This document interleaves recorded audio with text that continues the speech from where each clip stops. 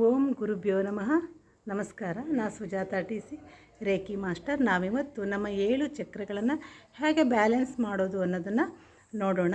ರೇಖೆಯಿಂದ ಮಾತ್ರ ನಮ್ಮ 7 ಚಕ್ರಗಳನ್ನು ಆ್ಯಕ್ಟಿವೇಟ್ ಮಾಡ್ಕೊಳ್ಳಿಕ್ಕೆ ಆಗುತ್ತೆ ಅಂತಲ್ಲ, ಹಾಗೆ ಕೂಡ ನಾವು ಮಾಡ್ಕೋಬೋದು. ಯಾಕೆಂದರೆ ನಮ್ಮ 7 ಮುಖ್ಯ ಚಕ್ರಗಳಾದಂತಹ ಮೂಲಾಧಾರ, ಸ್ವಾಧಿಷ್ಠಾನ, ಮಣಿಪೂರಕ, ಅನಾಹುತ, ವಿಶುದ್ಧ, ಆಜ್ಞಾಚಕ್ರ ಹಾಗೂ ಸಹಸ್ರಾರು ಚಕ್ರ, ಈ 7 ಚಕ್ರಗಳಿಗೆ ತನ್ನದೇ ಆದಂತಹ ಬೀಜಾಕ್ಷರ ಮಂತ್ರಗಳಿವೆ.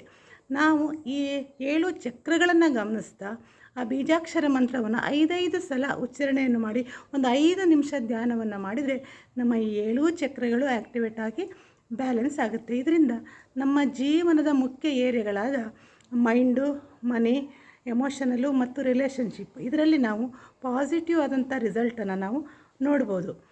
ಈ 7 ಚಕ್ರಗಳ ಬೀಜಾಕ್ಷರ ಮಂತ್ರ ಯಾವುದು ಅಂತ ನನ್ನ ಮುಂದಿನ ವಿಡಿಯೋದಲ್ಲಿ ನಾನು ತಿಳಿಸಿಕೊಡ್ತೀನಿ. ನಿಮಗೆ ಅದರ ಅಗತ್ಯ ಇದ್ದರೆ ನನ್ನ ಚಾನಲನ್ನು ಶೇರ್ ಮಾಡಿ, ಸಬ್ಸ್ಕ್ರೈಬ್ ಮಾಡಿ, ಲೈಕ್ ಮಾಡಿ.